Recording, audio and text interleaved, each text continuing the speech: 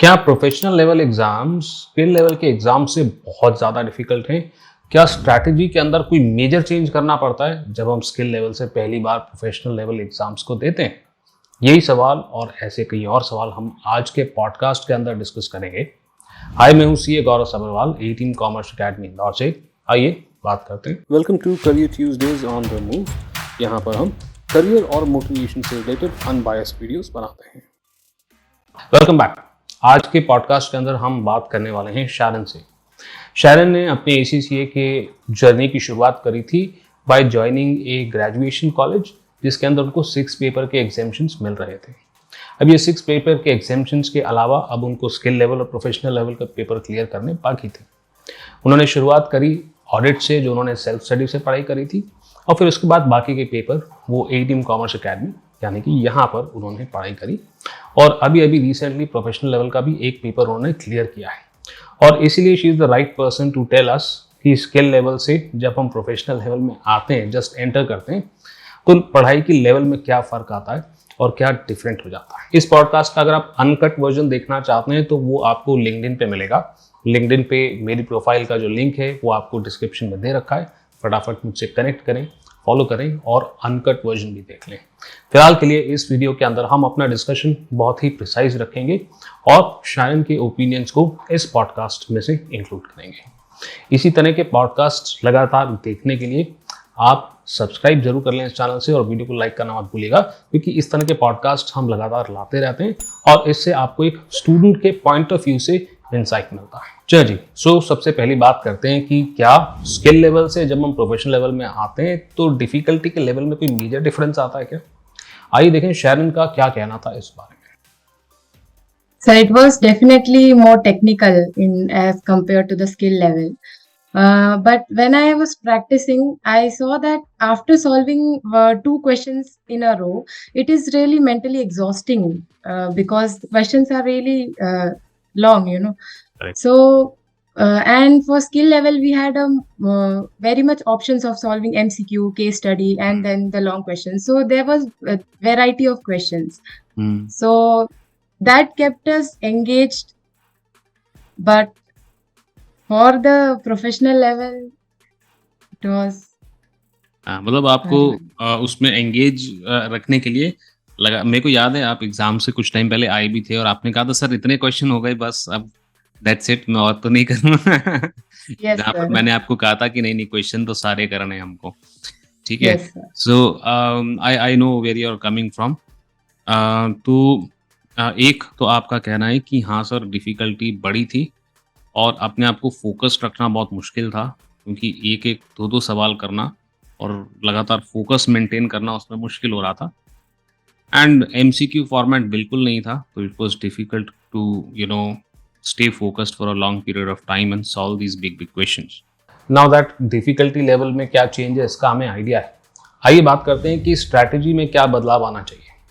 देखिए, एक बात तो तय है कि हमारे पास स्किल लेवल के लिए भी 3 महीने होते हैं और प्रोफेशनल लेवल के लिए भी 3 महीने होते हैं। एंड देयरफॉर ये बात तो क्लियर है कि आपका course well with in time complete हो जाना चाहिए, ताकि आपके पास रिवाइज करने के लिए, प्रैक्टिस करने के लिए, टेक्निकल आर्टिकल्स देखने के लिए और मॉक टेस्ट देने के लिए सफिशिएंट टाइम हो। आइए देखें शैरन का क्या कहना है, स्ट्रैटेजी किस तरह से चेंज होनी चाहिए इस बारे में। 1 month before the exam, you must complete the study text as well as the exam kit. I used to practice at the exam kit at least thrice. It is not in order to rote learn the subject matter. It builds the technicality in your language. And each time you solve that question, you will understand it in a different manner. You also need to study the technical article as well as the pre-mock is very important. I found that almost 30% of the subject matter could be common for the main exam. Right. And you just giving the pre-mock, it might be very what do you say? Unexpectedly low. You will get unexpectedly low marks in the pre-mock. Okay. But it has been the case with me every time. But you just need to be focused and compare your answers with their answers, and do read that answers on the exam day as well. आइए बात करते हैं तीसरे point की, ये बहुत ज़रूरी है क्योंकि शैरन ने 6 पेपर के एग्जामिशंस लिए थे बीकॉम के साथ। क्या ये एग्जामिशंस लेना अच्छा आइडिया है?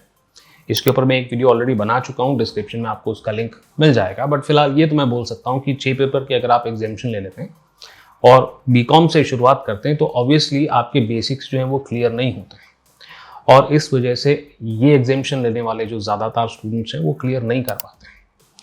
आइए देखिए शैरन ने कुछ रीजंस दिए। पहला रीजन देखते हैं। It will help you to know each and every subject in depth, and it will also help you to choose among the optional exams, because students tend to give the financial management and audit exam and choose the AAA and AFM exam later, Right. because they do not have much knowledge about the knowledge and skill level exam. अब इस reason के अलावा एक और reason Sharon ने बताया जिसकी वजह से स्टूडेंट्स जो हैं अक्सर 6 एग्जामिशन वाले मॉडल के अंदर ग्रेजुएशन के अंदर क्लियर नहीं कर पाते एग्जाम्स को। देखें, I would like to say that these exams are not like our school and college exams. It is entirely different, because when the student gives his first exam, he has that approach of studying just like his college or school exams.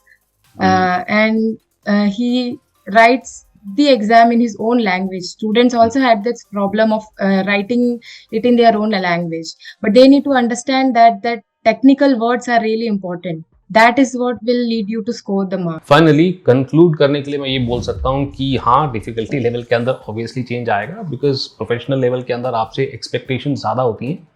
आपसे expectation होती है कि आप एक student की तरह behave करने की बजाय एग्जाम के अंदर एक प्रोफेशनल की तरह बिहेव करें। यहाँ पर स्ट्रैटेजी के अंदर कोई खास बदलाव नहीं होता है, मेहनत हमारी बढ़ जाती है। अभी भी हमें टाइम से अपने गोल्स को सेट करना चाहिए ताकि हमारे पास प्रैक्टिस करने के लिए और अपनी कमियों को सुधारने के लिए सफिशिएंट टाइम। बात आती है अगर 6 एग्जामिशन की, तो मैं बिल्कुल रेकमेंड नहीं करता कि आप 6 एग्जामिशन वाले मॉडल के अंदर किसी कॉलेज को ग्रेजुएशन लेवल पे ज्वाइन करें। Not a good idea. अगर आप एक कॉलेज को ज्वाइन करने का डिसाइड करते हैं और बीकॉम के साथ 6 पेपर की एग्जामिशंस लेने का आपने डिसीजन ले ही लिया है, तो भी आपको मैं एक बात यहाँ पर ज़रूर कहूँगा, जिस भी कॉलेज को आप इस इंटेंशन से, इस इरादे से ज्वाइन करते हैं, just make sure to ask them कि जो 6 पेपर के हम एग्जामिशंस ले रहे हैं, क्या इसके बेसिक्स भी आप हमको क्लियर करके देंगे, नंबर 1। एंड नंबर 2, इसके बाद के 3 पेपर की रिस्पॉन्सिबिलिटी उस कॉलेज की होती है जो स्किल लेवल के होते हैं। तो आपको ये भी पूछना चाहिए कि बाकी के 3 पेपर पढ़ाने के लिए क्या हमें कोई अप्रूव लर्निंग पार्टनर आएंगे या फिर आप ही के फैकल्टीज पढ़ा रहे हैं, क्योंकि अप्रूव लर्निंग पार्टनर का पढ़ाना इन 3 पेपर के लिए बेहद ज़रूरी होता है। अगर ये दोनों चीज़ों के अंदर जवाब हाँ मिलता है, यानी कि 6 पेपर के बेसिक्स भी आपको क्लियर कराएंगे जिनकी आपको एग्जामिशंस मिल रही है, और स्किल लेवल के पेपर पढ़ाने के लिए एक अप्रूव लर्निंग पार्टनर आएगा, तो ही आपको उस कॉलेज के अंदर ये 9 पेपर्स क्लियर करने के ऑब्जेक्टिव से ग्रेजुएशन के साथ ज्वाइन करना चाहिए। आई एम श्योर अभी भी आपके काफ़ी सारे डाउट्स होंगे, तो कमेंट सेक्शन के अंदर फटाफट से लिखना शुरू कर दें। मैं आपसे मिलता हूं अगले एपिसोड में। अभी तक वीडियो लाइक नहीं किया तो लाइक कर दें और चैनल को सब्सक्राइब करना मत भूलिएगा, क्योंकि ऐसे ही पॉडकास्ट लगातार आपके लिए आते रहेंगे।